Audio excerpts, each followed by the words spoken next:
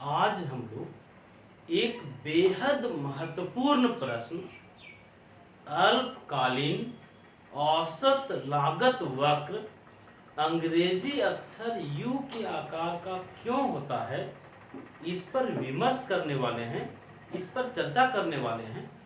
हम लोग पिछले क्लास में औसत लागत वक्र को समझे थे।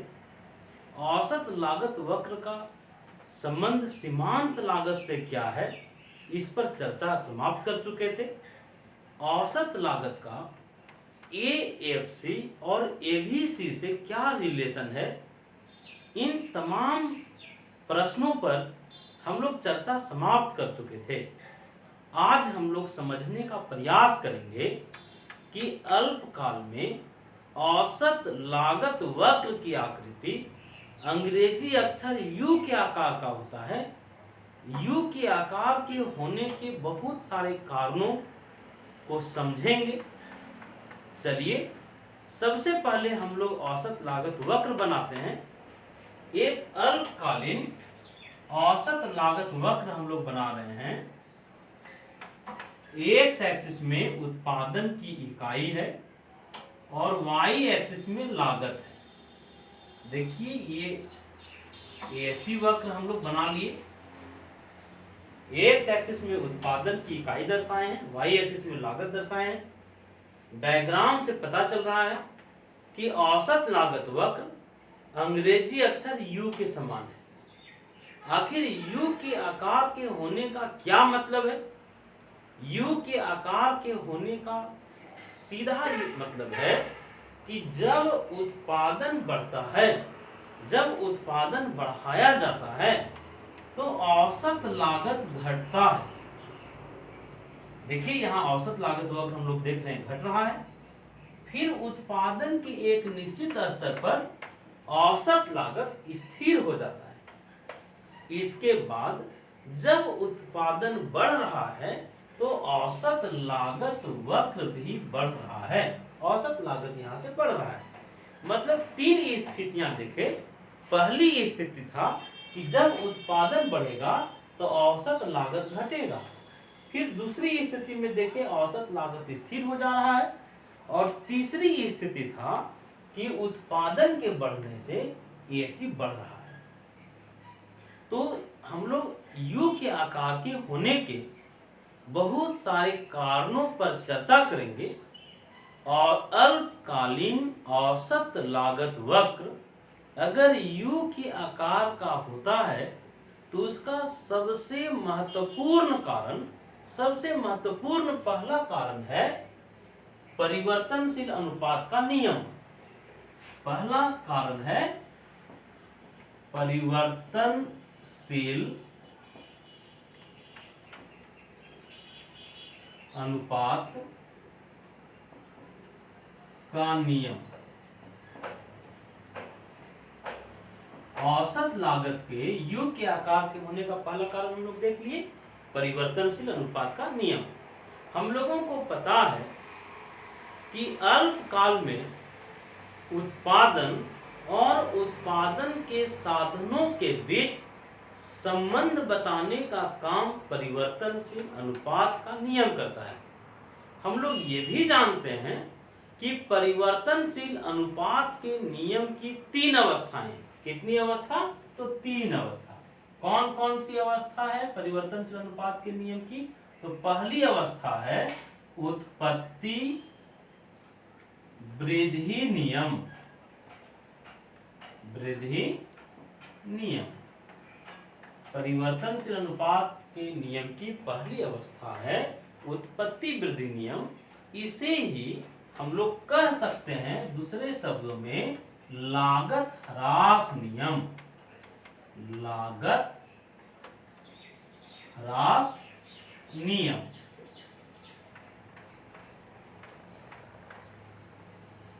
परिवर्तनशील अनुपात के नियम की दूसरी अवस्था है उत्पत्ति समता नियम। उत्पत्ति समता नियम। इसे ही हम लोग लागत समता नियम भी कहते हैं। लागत समता नियम के नाम से जाना जाता है। और परिवर्तनशील अनुपात के नियम की तीसरी अवस्था है उत्पत्ति ह्रास नियम, या इसे ही हम लोग लागत वृद्धि नियम कहते हैं।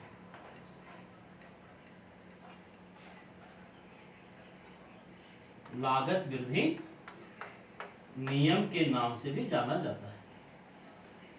तो हम लोग ये देख लिए कि परिवर्तनशील अनुपात के नियम की तीन अवस्थाएं। पहली अवस्था उत्पत्ति वृद्धि नियम, जो लागत ह्रास नियम भी है। उत्पत्ति समता नियम, या इसे ही लागत समता नियम कहते हैं। और तीसरी अवस्था है उत्पत्ति ह्रास नियम या लागत वृद्धि नियम। इन तीनों अवस्थाओं के लागू होने के कारण औसत लागत वक्र शुरू में घटता है, फिर स्थिर हो जाता है, उसके बाद ये बढ़ने लगता है। ये उत्पत्ति वृद्धि नियम का मतलब है कि जब उत्पादन के अन्य साधन को स्थिर रखकर एक साधन श्रम को जब बढ़ाया जाता है, तो जितना हम लोग साधन को बढ़ाते हैं उससे अधिक अनुपात में उत्पादन बढ़ जाता है। मतलब साधनों के तुलना में जब उत्पादन अधिक होगा तो निश्चित रूप से लागत घटेगा। तो हम लोग पहली स्थिति ये देख रहे हैं कि यहाँ उत्पादन बढ़ने से लागत घट रहा है, ये उत्पत्ति वृद्धि नियम को दिखलाता है या लागत ह्रास नियम को बताता है। दूसरी अवस्था है उत्पत्ति समता नियम या लागत समता नियम। ये देखिए लागत समता नियम को बता रहा है। उत्पत्ति ह्रास नियम का मतलब है कि जितना हम लोग साधन को बढ़ा रहे हैं उससे कम अनुपात में उत्पादन बढ़ रहा है। मतलब साधन अधिक बढ़ा रहे हैं और उत्पादन कम बढ़ रहा है। तो इस स्थिति में लागतों में वृद्धि होने लगेगा। तो हम लोग ये चर्चा कर लिए कि परिवर्तनशील अनुपात के नियम की तीन अवस्थाएं हैं, लागत ह्रास नियम, लागत समता नियम, या तीसरी अवस्था लागत वृद्धि नियम। अगर अल्पकालीन औसत लागत वक्र U के आकार का है तो यह परिवर्तनशील अनुपात के नियम के तीनों अवस्थाओं को दर्शा रहा है। अब चलिए हम लोग अल्पकालीन औसत लागत वक्र के U के आकार के होने के दूसरे कारण की ओर चलते हैं। क्या कारण है दूसरा कारण जिसके कारण AC वक्र U के आकार का हो जाता है? हम लोग पिछले क्लास में AFC और ABC के साथ AC के संबंधों को देख चुके थे। हम लोगों का एक क्लास सिर्फ इसी टॉपिक पर आधारित था कि AC equal to AFC plus ABC। हम लोग ये साबित किए थे इन तीनों के बीच में संबंधों को कि AFC और ABC को जब जोड़ देंगे तो AC मिल जाता है। मतलब ये है कि AFC और ABC को जोड़ देने से जो AC मिलेगा वो U के आकार का हो जाएगा।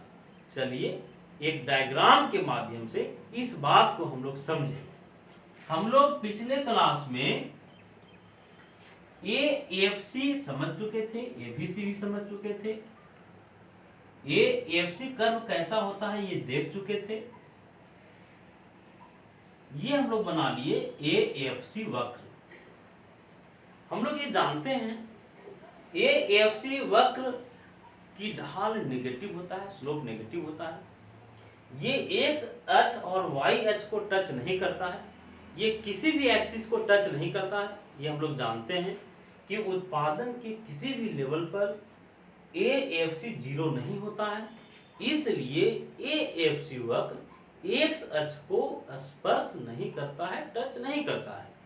हम लोग ये भी जाने थे कि जब प्रोडक्शन जीरो हो जाता है तो AFC इन्फिनिटिव हो जाता है, इसलिए AFC वक्र वाई एक्सिस को भी टच नहीं करता है। हम लोग एबीसी के बारे में जानते हैं कि एबीसी वक्र भी अंग्रेजी अक्षर यू के आकार का होता है। देखिए हम लोग बना लिए एबीसी वक्र जो यू के आकार का है। अब चलिए अगर ये दोनों वक्र को हम लोग जोड़ दें तो जो वक्र मिलेगा वो एसी वक्र होगा, वो एसी होगा। इसको जोड़ के देखा जाए, ये एसी हम लोग देखें ऐसे यू के आकार का हो गया। हम लोग डायग्राम को और स्पष्ट करें,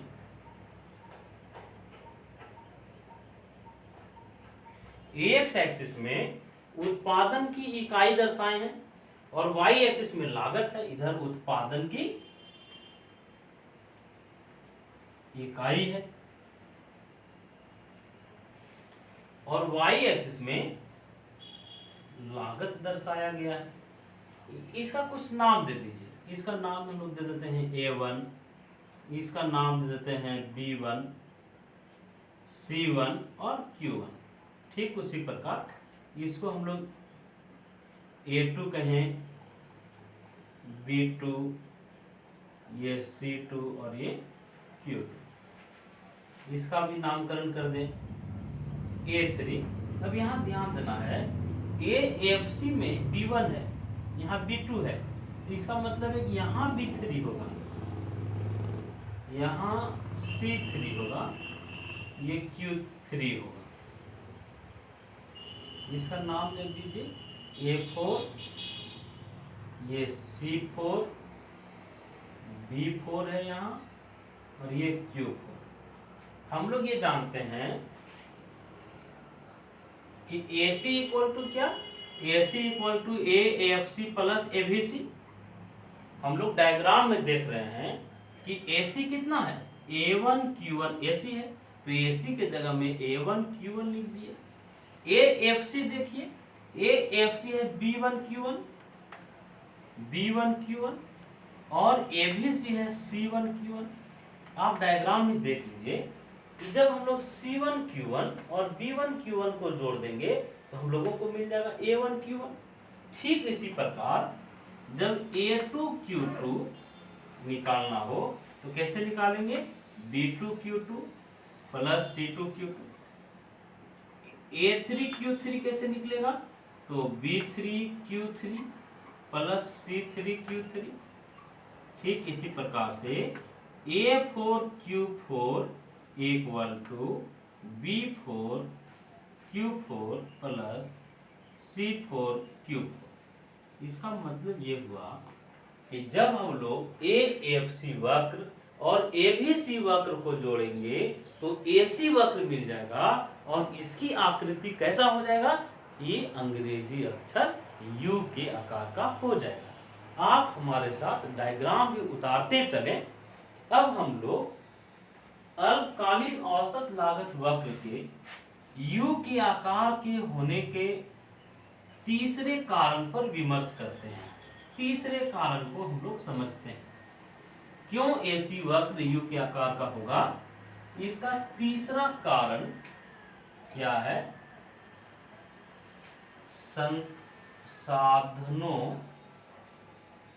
साधनों की अविभाज्यता।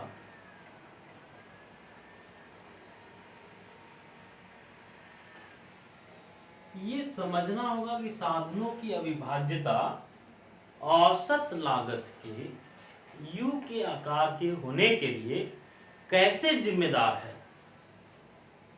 हम लोगों को ये बात पता है कि उत्पादन के कुछ साधन अविभाज्य होते हैं।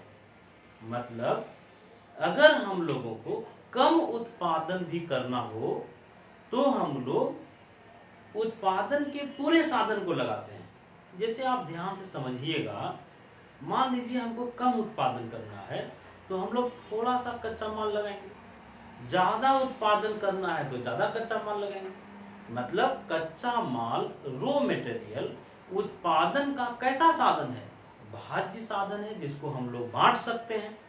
लेकिन मशीन, अगर हमको कम उत्पादन करना है तो हम आधे मशीन को उत्पादन में नहीं लगाएंगे, अगर हमको 2 यात्री को कहीं ले जाना है, 2 पैसेंजर को कहीं ले जाना है, तो हम आधा बस को नहीं ले जा सकते, हमको पूरा बस ले जाना होगा। तो उत्पादन के बहुत सारे ऐसे साधन हैं जो अविभाज्य है। लेबर भी उत्पादन का एक अविभाज्य साधन है। अगर हम लोगों को कम काम भी लेना हो लेबर से, तो पूरे लेबर को लगाना होता है, आधा लेबर को हम लोग उत्पादन में नहीं लगा सकते हैं। तो अगर उत्पादन हम लोग बड़े पैमाने पर करेंगे, अधिक पैमाने पर करेंगे, तो जो अविभाज्य साधन है उसकी क्षमता का संपूर्ण प्रयोग होगा या उसका आदर्शतम प्रयोग होगा, जिससे लागत घटेगा। चलिए हम एक उदाहरण से आपको समझाएं। जैसे मान लीजिए एक बस में हम एक पैसेंजर को ले जाएं, तो वहाँ एवरेज कॉस्ट जो है वो बढ़ेगा। लेकिन अगर एक बस में हम 50 लोगों को ले जाएं, तो एवरेज रेंट जो है वो घट जाएगा। मतलब अगर किसी मशीन में हम किसी मशीन से उत्पादन करना है और बड़े पैमाने पर उत्पादन करें, तो उस स्थिति में जो एवरेज कॉस्ट है वो घटेगा। लेकिन सोचिए, जब हम लोग उत्पादन के स्तर को बहुत अधिक बढ़ा देंगे, तो जो अविभाज्य साधन था, जैसे जो मशीन अविभाज्य था, उसका क्या होने लगेगा? उसका शोषण होने लगेगा, उसका अति विदोहन होने लगेगा। इस अति विदोहन से लागत फिर से बढ़ने लगेगा।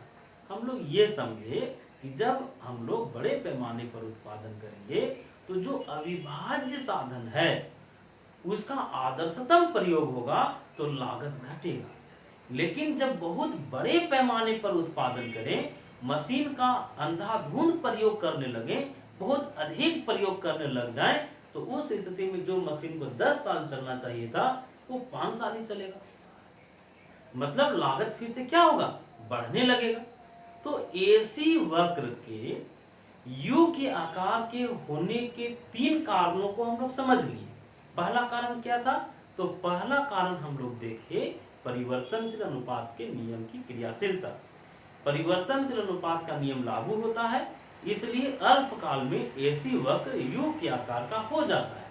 हम लोग दूसरा कारण देखे कि यह एएफसी और एबीसी का जोड़ है। जब एएफसी और एबीसी को जोड़ देंगे, तो जो एसी मिलेगा वो यू के आकार का होगा। और तीसरा कारण हम लोग देखे संसाधनों की अविभाज्यता। अब चलिए हम लोग चौथे कारण की ओर चलते हैं। जब उत्पादन बड़े पैमाने पर प्रारंभ होता है, तो उत्पादन बड़े पैमाने पर होने से 2 तरह की बचतें उत्पन्न होती है। देखिए, एकदम इसको हम लोग अपने आम जनजीवन से जोड़ के देखिएगा, तो आपको लगेगा कि इकोनॉमिक्स जो है वो कहीं ना कहीं हमारे डेली लाइफ से जुड़ा हुआ विषय है, इसलिए इसको समझने में कहीं कोई कठिनाई नहीं होता है। जब बड़े पैमाने पर हम लोग उत्पादन करेंगे, तो बृहद पैमाने पर उत्पादन करने से 2 तरह की बचतें उत्पन्न होती है। कितने तरह की बचत? तो 2 तरह की। कौन कौन सा बचत? तो एक बचत है आंतरिक बचतें, आंतरिक बचत। और बड़े पैमाने पर उत्पादन करने से एक बचत उत्पन्न होगा, जिसको हम लोग कहते हैं बाह्य बचत। हम लोगों को ये समझना है कि ये आंतरिक बचत क्या है, बाह्य बचत क्या है, इसके कारण एसी यू के आकार का कैसे हो जाता है। आंतरिक बचत का मतलब है कि जो फर्म आंतरिक रूप से ज्यादा दक्ष होता है, ज्यादा कुशल होता है, उसके व्यक्तिगत कुशलता के कारण जो बचत उत्पन्न होगा, ये कहलाएगा आंतरिक बचत। इसको ऐसे समझिए, मान लीजिए ए और बी 2 उत्पादक, ये उत्पादक श्रम विभाजन करता है। मतलब श्रमिकों को उनके क्षमता के हिसाब से काम देता है, श्रमिकों के रुचि के अनुसार से श्रमिकों को काम में लगाता है। और जो बी उत्पादक है ये श्रम विभाजन नहीं जानता है। इसका ये मतलब है कि जो उत्पादक ए है इसी को आंतरिक बचत मिलेगा और बी को आंतरिक बचत नहीं मिलेगा। अब ऐसे समझिए कि जो उत्पादक ए था ये उन्नत तकनीकी का प्रयोग किया, उन्नत तकनीकी का ये प्रयोग करने में दक्ष था, ये अच्छी तकनीकी लगाया उत्पादन में। और बी उत्पादक जो था वो पिछड़ी हुई तकनीकी लगाया।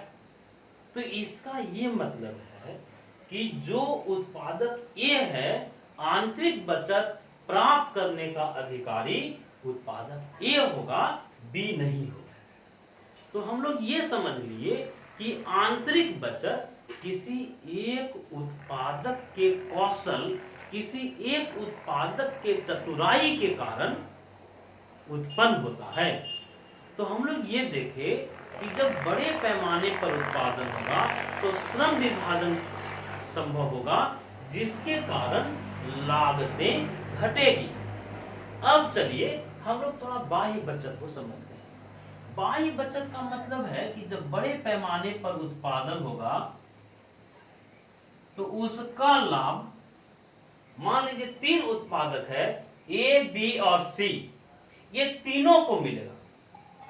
जो बाह्य बचत का जो लाभ है वो ए, बी और सी तीनों को मिलेगा। जैसे मान लीजिए बड़े पैमाने पर जब उत्पादन शुरू हो गया तो उद्योगों का केंद्रीकरण एक ही जगह में हो जाता है। जब बृहद पैमाने पर उत्पादन होने लगता है तो उद्योगों का केंद्रीकरण एक ही जगह में होने लगेगा। जैसे आप इसको देख सकते हैं कि जब किसी खास एरिया में बहुत सारे कोचिंग सेंटर खुल जाते हैं, जो 200, 300, 400 कोचिंग एक ही खास एरिया में खुल जाएगा, तो आप देखिएगा कि उसी के इर्द गिर्द बच्चों के रहने के लॉज भी बन जाते हैं। उसी के आसपास किताब दुकानें खुल जाती है, उसी के आसपास होटल और रेस्टोरेंट खुलने लगते हैं। तो ये उद्योगों का केंद्रीकरण का एक उदाहरण है।